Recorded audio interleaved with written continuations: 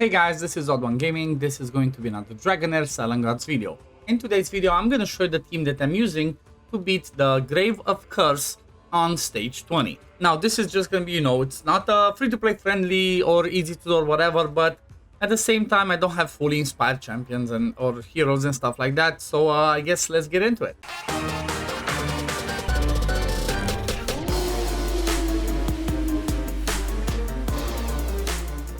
So yeah, pretty much this is one of the really important stages or dungeons that you really want to farm because of the fact that it can give you really powerful mythic artifacts, mythic gear. So the team that I will be using is kind of like the same way as my Rot one, honestly, same as Grave of Rot. I just swapped the two supports that I'm using. So for the sake of Grave of Rot, I was using Thea plus Ogak, but for the Grave of Curse, I'm using Urion as my tank, and then Zephy as my block damage. Zephy is kind of like a cheat code, right? So it makes it pretty easy. Then honestly, the 3 damage dealers, you don't have to have Flora, and these ones, the 3 damage dealers can be whoever are your best damage dealers that are, synergize well to each other. If you have 3 good Rally, go with that. If you have 3 good Dauntless, go with that. So whichever are going to be your best 3 damage dealers, that's what you're gonna use. Now, I do want to mention that I'm gonna be, like, after I finish all my 20s, right, I still need to do what? Venom and whatnot. I'm gonna be looking and trying to do some teams for lower stages, right? For example, for stage 15, where I'm only gonna use free to obtain heroes. So it's either gonna be free obtain legendary or epics or below, right? Because I want to try and make it as a, as helpful for people as possible. Even though the game gives us a ton of summons, and you would be able to pull at least a Felicity if you just save, Flora, if you save and just pull on her banner, it would be normal. But you know what? I'm gonna try and make it more relatable for everybody. But let's load this one on and let's run it. And this one, honestly, it's pretty straightforward and it's pretty easy. Actually, you know what? Oh yeah, they did put the new artifact. If you did not see my summons from earlier today, go check them out. My luck was insane. Like, the pulls that I got were just crazy, was really good, and I actually did pull an exclusive legendary, so make sure you go check that one out. But this one's pretty straightforward. The way that this team works is we do damage with our damage dealers, the wild people. Then we have Zephy to block the AoE hit, because this is the only hit that the boss does as AoE, as full board. So as long as Zephy has that buff up before the ultimate happens of the boss, we survive. Like, he does remove that when he hits, boom, Zephy puts that block damage, which keeps us alive. Then the only other target that's, kind of like a little bit of a concern, but it isn't, is the tank one that needs to be able to take a few hits without dying, and that's going to be Urion. Honestly, Urion's the best candidate for this, because you know what?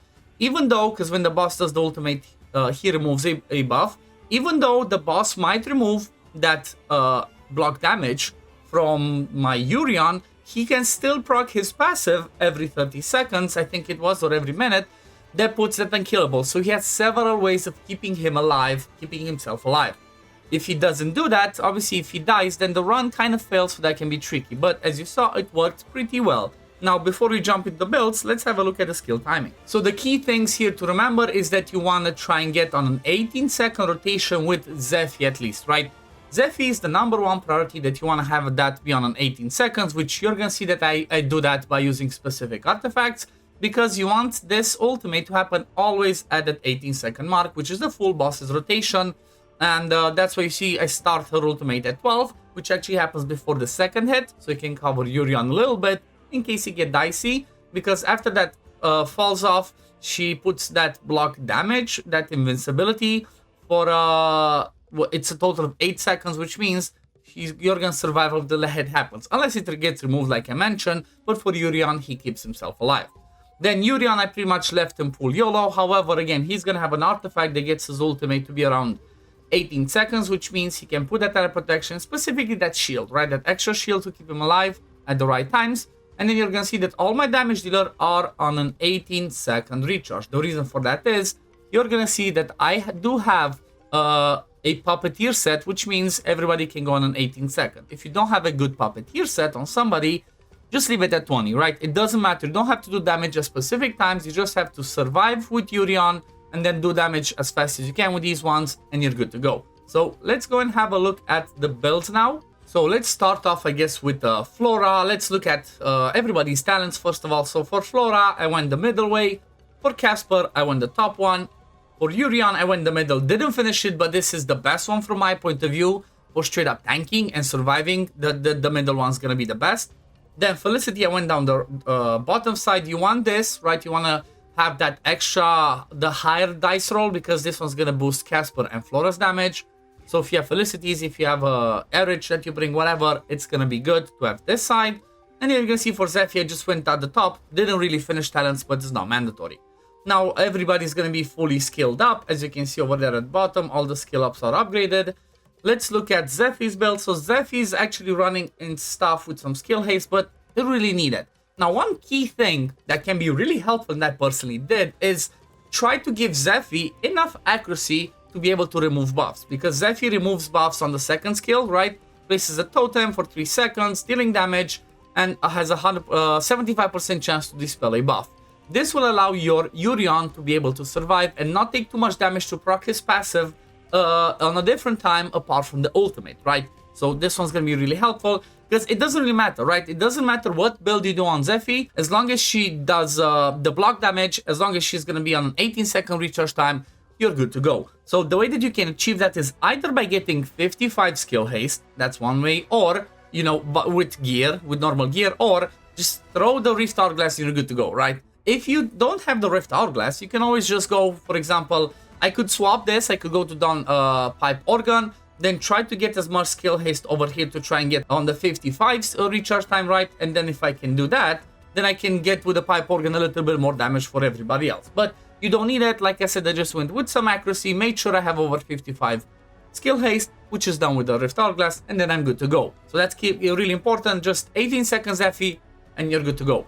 Next one, Urian, you're gonna see he's gonna be in a tanky build. I did give him also the Spiritual Incense banner again to get his ultimate on a lower recharge time. So normally the ultimate is like 20 or 19.5 because of the other skill haste, but with the Incense burner, it's just gonna go down a little bit lower, and he's gonna be able to do the ultimate every 18 seconds or so, which should keep him alive. Then I also went with, you know what, this mythic piece of gear that kind of it's another failsafe, another way to survive.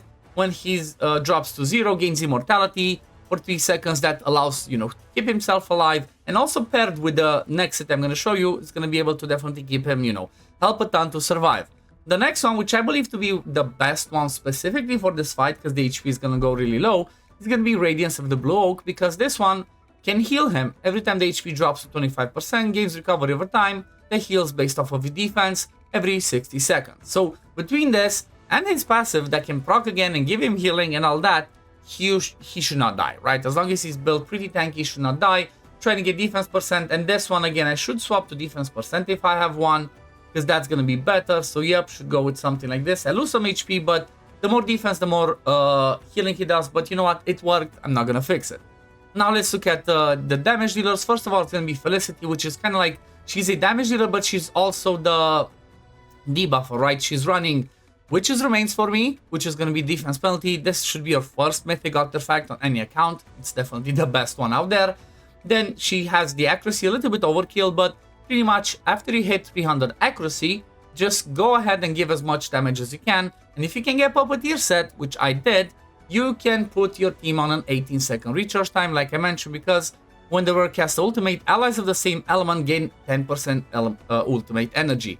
Do keep in mind, this is only working for same element. So Zephy and Urian, they're not gonna get that 10%. That's why they have the Hourglass, and that's why he has the Spiritual Incense burner as artifacts, because this one's only gonna affect the fire people, which is gonna be her, Casper, and then Flora. So definitely keep that in mind. And then, like I said, just crit damage, accuracy, whatever you can do. Next, I'm gonna have Casper, one of the wild artifacts, the Flame Tongue. I went with just Mishmash at the bottom. 2 of the mythic piece of gear. I did get some decent rolls. This one's kind of mad, but you know what?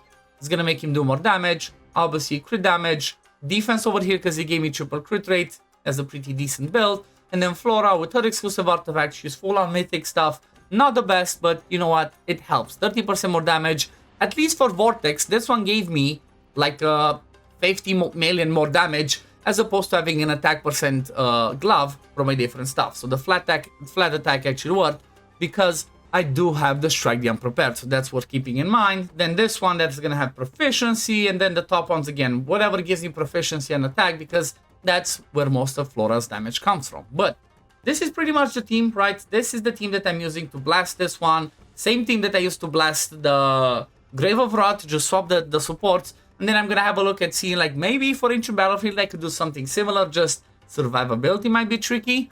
However, the next video that I think I should be doing for tomorrow is gonna be showing my Grave of Venom stage 20, which, you know what, let me just show you a sneak peek. It's not that obscene, it's, some stuff is pretty relatable, so, you know, again, Yurion, Torrent, free to obtain, Rava, free to obtain, Drist, everybody can get them, and then just Reta, but I'm quite sure Reta could be swapped. However, I'm gonna show you the video of this one for tomorrow, but let's leave it at this for now. Thank you for watching. I hope you enjoyed this video. If you did, please consider liking it, subscribing to the channel to see when I upload next, and I'm gonna see you on the next one. Peace, love, take care, run. Bye, guys.